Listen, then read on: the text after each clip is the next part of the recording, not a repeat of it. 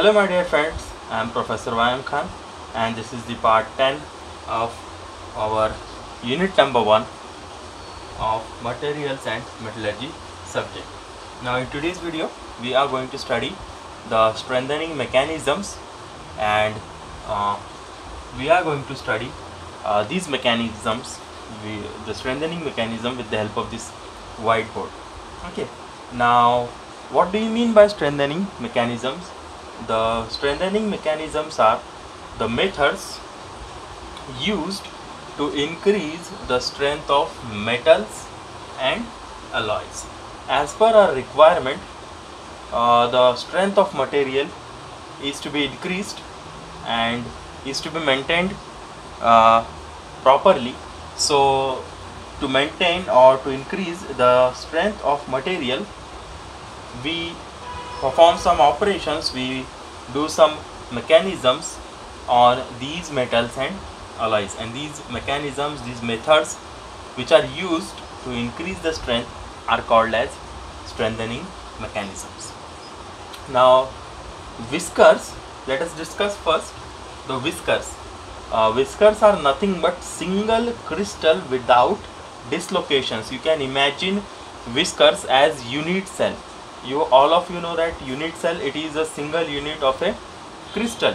So similar to that, if the crystal is made up of only single unit, then this single crystal is called as whiskers, and these whiskers have highest strength when they do not have any kind of dislocations. Dislocations are sort of you can say defects in the crystal. Yesterday in last video we have discussed what are the different dislocations, like screw dislocation, edge dislocation.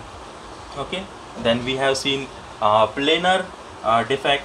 Okay, so the whiskers have highest strength when they do not have any kind of dislocation, but with only few dislocation, the strength of these whiskers decreases very sharply.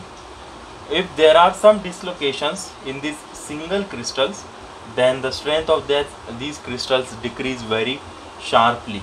That's why these whiskers cannot be used in practical purposes. So practical use of these whiskers is not possible.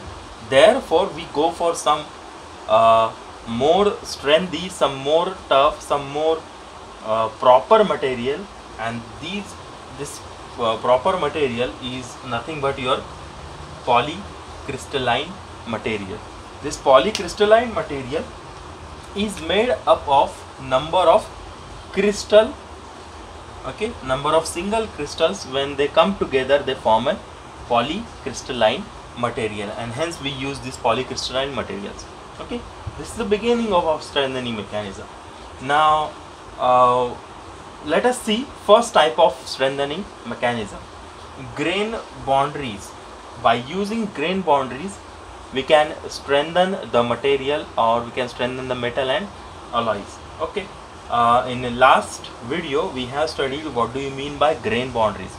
Grain boundaries are nothing but the boundaries present in between the different metals which are combined together. Say there is an alloy which is made up of A, B and C element. There are three different elements which are used to make an alloy.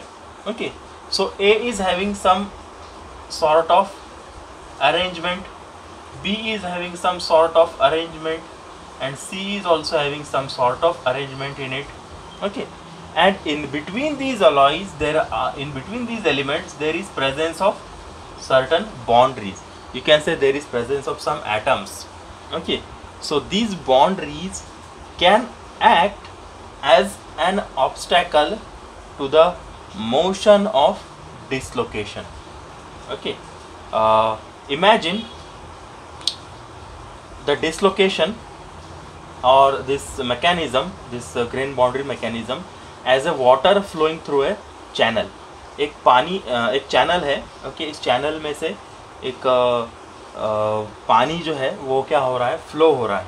Okay, अब हम क्या करते हैं कि ये जो पानी है इसको इमेजिन करेंगे as a motion of dislocation. इसको हम क्या करेंगे, मोशन ऑफ डिसलोकेशन, मतलब पानी का जो फ्लो है, जिस डायरेक्शन में वो फ्लो हो रहा है उस डायरेक्शन में आपका मटेरियल क्या होने वाला है, डिसलोकेट होगा। ऐसा आपको क्या करना है, इमेजिन करना है। ना इस चैनल में अगर मैं एक आधा प्लेट लगा देता हूँ, एक आधा बॉर्डर अगर लगा देता हूँ, एक आधी वॉल अगर लगा देता हूँ, तो ये जो मोशन है वाटर का या ये जो फ्लो है वाटर का वो क्या हो जाएगा, ऑब्स्ट्रक्ट हो जाएगा।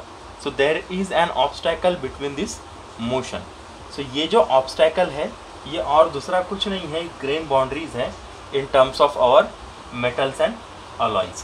जब मेटल्स और अलॉयज़ पर जब आप कुछ स्ट्रेस अप्लाई करते हैं, कुछ फोर्स अप्लाई करते हैं, तो इसके जो एटम्स है इसमें क्या होता है, मोशन शुरू होता है। इस मोशन को हम बोलते हैं डिसलोकेशन। ओके, वो स्लाइटली कंप्रेस होगा या टेंस होगा, so there will be some sort of motion of the atoms and this is nothing but your dislocation. तो ऐसे मूवमेंट ऑफ एटम्स को, ऐसे डिसलोकेशन को रोकने का काम क्या करती है, ये ग्रेन बाउंड्रीज करती है। जैसे पानी के फ्लो को रोकने का काम वो वॉल कर रही है, वो प्लेट कर रही है, उसी तरीके से इस डिसलोकेशन के फ्लो को रोकने का काम क्या करती है, ये ग्रेन बाउंड्रीज करती है। जैसे मैंने अगर यहाँ पर कोई फोर्स अप्लाई कर दिया तो ये मटेरियल ए क्या होगा, इस डायरेक्शन में कंप्रेस होना शुरू होगा। Okay, this will get compressed in this direction, okay, because of this force. But ये जो कंप्रेशन है, this compression will be registered by this boundary, okay, because this is an obstacle. Okay, अब इसकी मदद से स्ट्रेंथनिंग एक्चुअल में कैसी होती है, देखो, जब मैं पानी के फ्लो को एक वॉल से, एक प्लेट से रोक रहा हूँ, तो पानी क्या हो रहा है, फ्लो होते होते उस प्लेट के पास में क्या हो रहा है, जमा हो रहा है। सो उसका अमाउंट जो है, उसका वॉल्यूम जो है वहाँ पर क्या होते जा रहा है, इंक्रीज़ हो रहा है प्लेट के पास में, बराबर है। अब ये इंक्रीज़ होगा तो साथ ही साथ में जो पीछे से आने वाला फ्लो है पानी का, वो क्या होते जाएगा, ऑटोमेटिकली स्लो होता जाएगा। ओके, उसी तरीके से जब मैं यहाँ पर कुछ फोर्स अप्लाई करता हूँ और ये ग्रेन बाउंड्रीज की वजह से यहाँ पर डिसलोकेशन जो है वो इस बाउंड्री के ऊपर क्या हो रहा है, अगर रजिस्ट हो रहा है, so there is increasing density. जो डेंसिटी है इस बाउंड्री पे, डिसलोकेशन की डेंसिटी जो है वो क्या होती जाएगी, बढ़ती जाएंगी। And because of this increase density और because of the increase in dislocation density around this boundary, ये जो रिक्वायर्ड फोर्स है ये आपको क्या होगा, ज़्यादा लगाना पड़ेगा। That means you will require more force. So that means your material is getting stronger. आपका मटेरियल क्या होते जा रहा है, स्ट्रॉन्ग बनता जा रहा है। सो ऐसा हम क्या करते हैं, with the help of grain boundaries material के डिफॉर्मेशन को क्या करते हैं, रजिस्ट करते हैं। ओके, जैसे जैसे आप फोर्स अप्लाई करेंगे, सो अगर हमने एक आधा मटेरियल लिया जिसके ऊपर ऑलरेडी डिसलोकेशन डेंसिटी जो है वो मैंने क्या की है, इंक्रीज की है, so its strength will also will be more. So hence as the obstacle to motion of dislocation is higher, जितना ज़्यादा ग्रेन बाउंड्रीज रहेंगी उतना ज़्यादा क्या रहेगा, डिसलोकेशन के मोशन को यस ऑब्स्टैकल रहेगा, उतना ज़्यादा आपका डिसलोकेशन डेंसिटी बढ़ता जाएगा। This upper arrow shows increase. So as your dislocation density increases, the stress which is required for deforming the material also increases.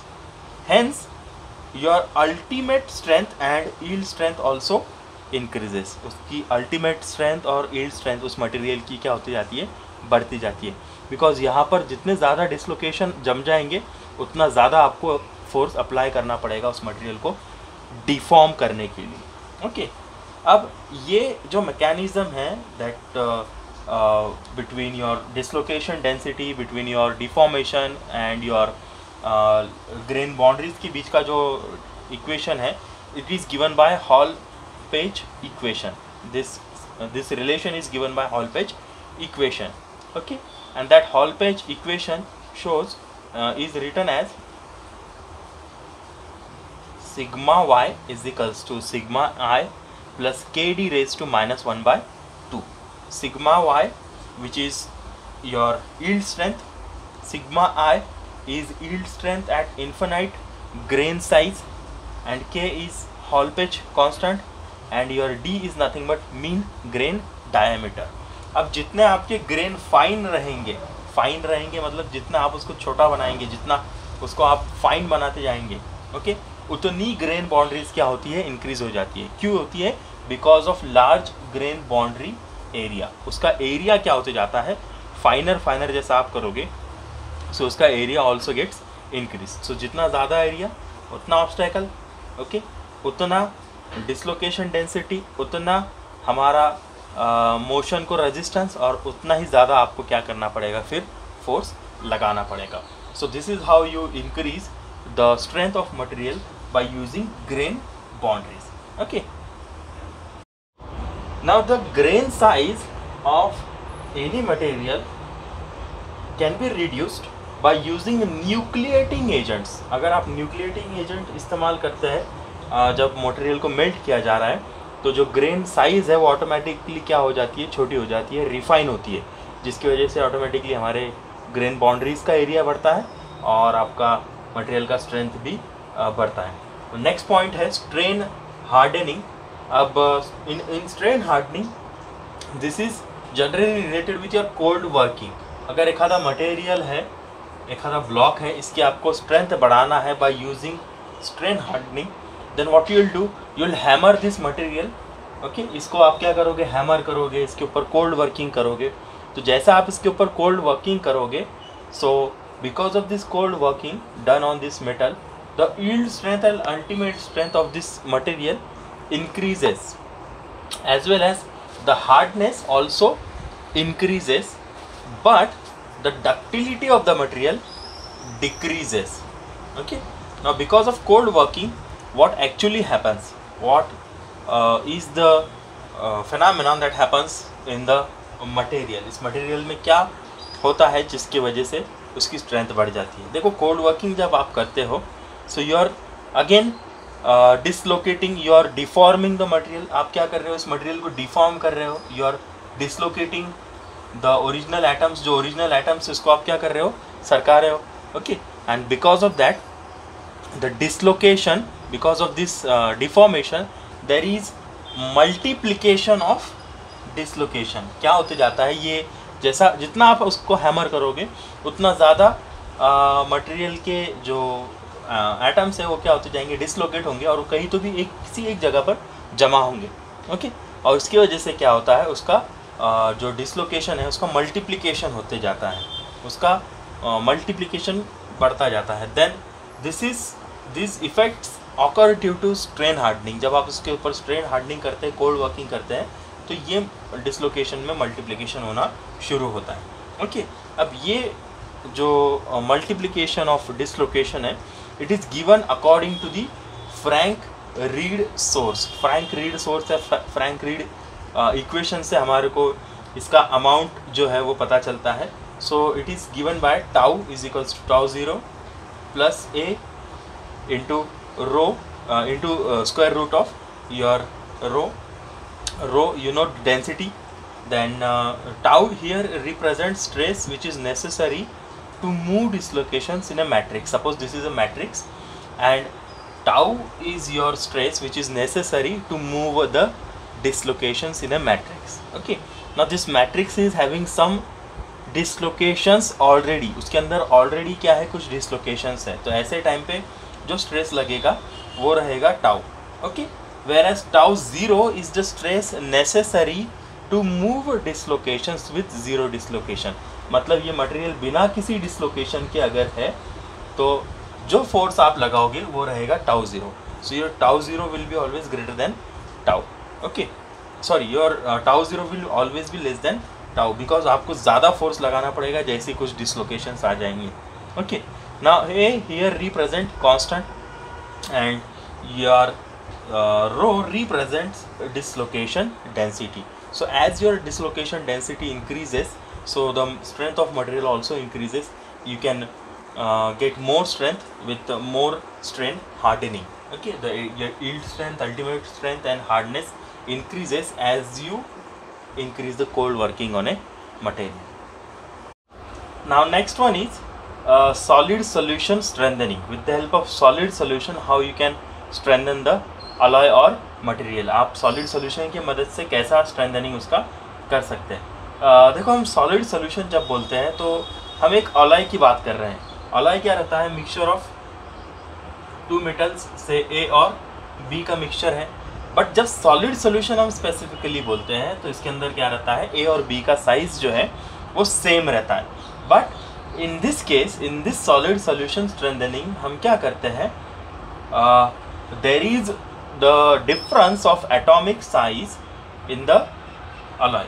मतलब अलॉय जो रहेंगे, जो दो मेटल्स इस्तेमाल करेंगे, उनकी जो एटॉमिक साइज है इसका क्या रहेगा, डिफरेंस रहेगा। देयर स्ट्रक्चर इज सेम, ए और बी का स्ट्रक्चर जो रहेगा वो सेम रहेगा, बट जो उसकी एटॉमिक साइज है वो क्या रहेगी, डिफरेंट रहेगी। स्ट्रक्चर सेम रहेगा मतलब क्या, it will be BCC, it will also be BCC, so that part will be called as solid solution, but the atomic size will be different. Now here A is your solvent, A क्या है, आपका solvent है, parent metal है जो ज़्यादा amount में present है। This solvent is having a larger atomic size, इसकी साइज जो है वो ज़्यादा है, वेयर एज सॉल्यूट जो है वो अलॉइंग एलिमेंट है जिसको आप ऐड कर रहे हो। ओके, नाउ इसकी जो साइज है वो थोड़ी सी छोटी है। The atomic size of solute is less as compare with solvent. Okay, now this can be seen with the help of lattice diagram also. इसका जो लैटिस है वो बड़ा है, इसका जो लैटिस है इट इज़ स्मॉलर। ओके, अब हम एटम्स के बारे में बात करते हैं। अब ये डिफरेंस की वजह से क्या इफेक्ट होगा, देखो, whenever we are making an alloy, so the atoms of these metals, solvent and solute, they attract each other, they get attached to each other, they form a bond। अब इसको bond form करना है, ए को B के साथ में bond form करना है, बट इसकी साइज़ है बड़ी, इसकी साइज़ है छोटी, तो इसको बॉन्ड फॉर्म कैसा होगा इसका, बाय डिस्टॉर्शन। मतलब ये जो ओरिजिनल जो साइज़ है इसकी, इस ओरिजिनल साइज़ को उसको छोड़ के क्या करना पड़ेगा, इसके साथ में बॉन्ड फॉर्म करना पड़ेगा। ओके, इसके साथ बॉन्ड फॉर्म करना पड़ेगा। So there will be bond like this, इसका कुछ इस तरीके से बॉन्ड फॉर्म होगा। मतलब इसकी ओरिजिनल साइज जो है इट इज़ नाउ डिस्टॉर्टेड, उसकी ओरिजिनल जो शेप था वो डिस्टॉर्ट हो गया, बी का भी शेप क्या हो गया, डिस्टॉर्ट हो गया। मतलब उनके ओरिजिनल शेप्स को क्या होना पड़ेगा, चेंज होना पड़ेगा।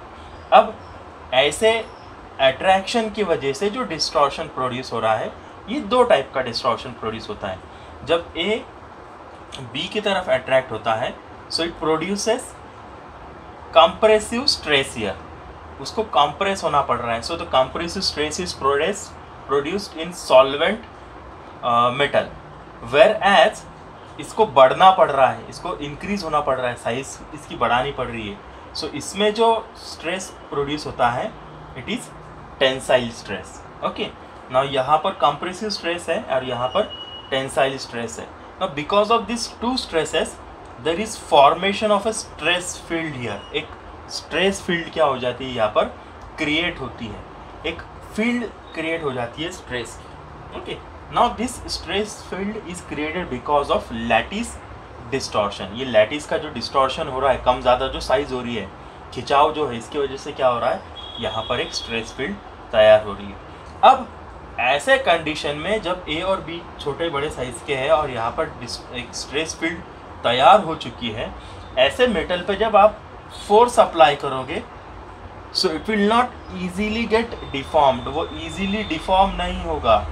क्यों नहीं होगा, because this stress field is going to oppose the deformation. जो भी डिफॉर्मेशन है, जो भी फोर्स बाहर से अप्लाई होने वाला है, उस एक्सटर्नल फोर्स को ये इंटरनल स्ट्रेस फील्ड क्या करेगी, रेजिस्ट करेगी, अपोज करेगी, एंड हेंस जो आपका डिफॉर्मेशन है वो उतना ही कम होता जाएगा। मतलब आपको डिफॉर्मेशन वहाँ पर कम नज़र आएगा।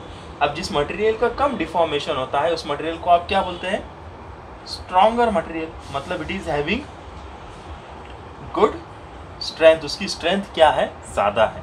ओके, अब with the help of solid solution हम स्ट्रेंथ कैसी बढ़ा सकते हैं, तो जितना ज़्यादा इनके बीच का डिफरेंस रहेगा उतना ज़्यादा आपका कंप्रेसिव स्ट्रेस और टेंसाइल स्ट्रेस रहेगा, और उतना ज़्यादा आपका स्ट्रेस फील्ड जनरेट होगा, उतना ज़्यादा आपको क्या मिलेगा, मटेरियल का स्ट्रेंथ मिलेगा। So there are 3 factor which affects the solid solution strengthening. ऐसे 3 फैक्टर है जो सॉलिड सोल्यूशन स्ट्रेंथनिंग करते हैं। देखो, अमाउंट ऑफ सॉल्यूट, जितना ज़्यादा आप सॉल्यूट उसके अंदर मिलाओगे उतना लोकल डिस्टॉर्शन, मतलब ये जो डिस्टॉर्शन इसको बोलते हैं लोकल डिस्टॉर्शन क्रिएट होगा, उतना ज़्यादा डिफॉर्मेशन को, डिसलोकेशन को ऑब्स्टैकल क्रिएट होंगे, because this is a kind of obstacle to the dislocation. Movement of atom उतनी ज़्यादा क्या हो जाएगी, उतनी कम हो जाएगी। Okay, so as the amount of solid increases, the local distortion also increases. Because of increase in local distortion, the obstacles also increases, and hence there is increase in stress, increase in yield strength and your hardness, and you will see that there is decrease in dislocations. Okay, now second important point, second thing on which this thing depends is atomic size difference. जितना ज़्यादा difference रहेगा, ये जितना बड़ा रहेगा, ये जितना छोटा रहेगा, उतना ज़्यादा इंटेंसिटी आपको मिलेगा स्ट्रेस फील्ड का। ये जो स्ट्रेस फील्ड है वो उतना इंटेंसिव होगा, उतना मजबूत उसका रेजिस्टेंस रहेगा, and hence your obstacle will also increase, thus increasing your yield strength and thus reducing your dislocations. Okay, and the third point is the nature of distortion. ये nature कैसा है, ये डिस्टॉर्शन कैसा है, इसके ऊपर भी क्या रहता है, इसका स्ट्रेंथनिंग डिपेंड करता है। अगर ये डिस्टॉर्शन स्फेरिकल नज़र आता है, जैसे मैंने अभी फिलहाल ड्रॉ किया है एक स्पीयर के जैसा, okay, so it is said that it is due to substitutional solid solution. Substitutional solid solution क्या है, ये ओरिजिनल एटम है, इस ओरिजिनल एटम की जगह पर दूसरा एटम रिप्लेस कर दो, इसको बोलते हैं सब्स्टिट्यूट। ओके, सो ये अगर सब्स्टिट्यूशनल सॉलिड सोल्यूशन है तो आपको जो डिस्टॉर्शन मिलता है वो स्फेरिकल मिलता है। इट इज़ सेड दैट ऐसा अगर डिस्टॉर्शन है तो इट इज़ ओके, ठीक है, चल सकता है हमको। बट अगर नॉन स्फेरिकल हमको मिलता है, अगर ये स्फेरिकल नहीं है, it is something like this, non spherical है, then it is said to have interstitial solid solution. मतलब ये जो सॉलिड सोल्यूशन है it is made up of interstitial C. Interstitial C क्या है, हमारा एटम है, दो एटम्स है, इनके बीच का जो स्पेस है ये अगर दूसरे नेक्स्ट अलाइंग एलिमेंट ने अगर ऑक्यूपाई कर लिया तो ये सॉलिड सॉल्यूशन को बोलते हैं इंटरस्टिशियल सॉलिड सॉल्यूशन। अब ये एग्जांपल देख लो, ये दोनों बड़े एटम है, ये छोटा एटम है। ओके, तो ये दोनों बड़े एटम इसके साथ बॉन्ड फॉर्म करेंगे इस तरीके से। ओके, तो जब वो बॉन्ड फॉर्म करेंगे उतना ज़्यादा यहाँ पर क्या क्रिएट होगा हमारा, यस, लोकल डिस्टॉर्शन, मतलब उतनी ज़्यादा स्ट्रेस फील्ड क्रिएट होगी, and this kind of dislocation और this kind of distortion is said to be good, this is preferable. ये प्रेफरेबल है, ये ओके है, but this is preferable. So this is how you increase the strength of material by using solid solution. Okay, now the next type of strengthening mechanism is age hardening. Okay, age उम्र, age hardening, और it is also called as precipitation hardening. Now कुछ metals, कुछ materials, कुछ alloys ऐसे रहते हैं कि जैसे जैसे उनकी एज होती जाती है, मतलब वो बूढ़े नहीं होते, जैसे जैसे एक बार आपने मटेरियल फॉर्म कर दिया, वहाँ से जैसे जैसे टाइम पीरियड आगे जाएगा at room temperature, material automatically क्या होते जाता है, हार्ड बनता जाता है। ओके, ऐसे मटेरियल्स रहते हैं एज्ड मटेरियल, मतलब जिसका एजिंग हो चुका है, they have spent lot of time. Okay, so ऐसे एज्ड मटेरियल में हमको ऑटोमेटिकली क्या देखने मिलता है, इंक्रीज इन हार्डनेस देखने मिलता है विथ इंक्रीज इन एज। जैसे जैसे एज बढ़ेगी वैसे वैसे उसका हार्डनेस बढ़ता जाएगा। अब ये होता कैसा है, देखो, जब आप मटेरियल बनाते हो तो आप कुछ मैट्रिक्स बनाते हो, मैट्रिक्स मतलब मोल्टन मेटल रहेगा जिसको हम सॉल्वेंट बोलते हैं। इस सॉल्वेंट में आप क्या करते हो, सॉल्यूट को, मतलब अलॉइंग एलिमेंट को ऐड करते हो। ओके, अब ये प्रोसेस जब होती है तो इसमें कुछ केमिकल रिएक्शंस भी होती है। तो इस केमिकल रिएक्शंस के दौरान कुछ प्रिसिपिटेट्स भी क्या होते हैं वहाँ पर फॉर्म होते हैं। प्रिसिपिटेट मतलब झाग के जैसे, फोम के जैसे। ओके, सो प्रिसिपिटेट्स फॉर्म होते हैं, पाउडर के जैसे वो फॉर्म होते हैं। अब ये प्रिसिपिटेट्स जो रहते हैं ड्यू टू एजिंग, जैसे जैसे एज होती जाती है, they get separated from the matrix. वो मैट्रिक्स से क्या होते जाते हैं, इस मिक्सचर से क्या होते जाते हैं, स्लोली सेपरेट होते जाते हैं। जैसे आप अगर कुछ एक आधा मटेरियल अगर आप खुले स्पेस में रख दो तो उसके ऊपर डस्ट जम जाती है, बराबर है। तो आप इमेजिन करो कि इसी तरीके से क्या हो रहा है, उसमें से प्रिसिपिटेट्स बाहर निकल रहे हैं। ओके, पाउडर बाहर निकल रही है। और जब जैसे जैसे आपके प्रिसिपिटेट्स बाहर निकलते हैं, उसी वजह से जो मटेरियल है उसकी हार्डनेस क्या होती जाती है, इंक्रीज होती जाती है, and thus it is called as age hardening. Okay, so this was all about how a material is strengthen with the help of grain boundaries, with the help of solid solution strengthening, with the help of edge hardening, and with the help of strain hardening. Okay, so this is it. Thank you.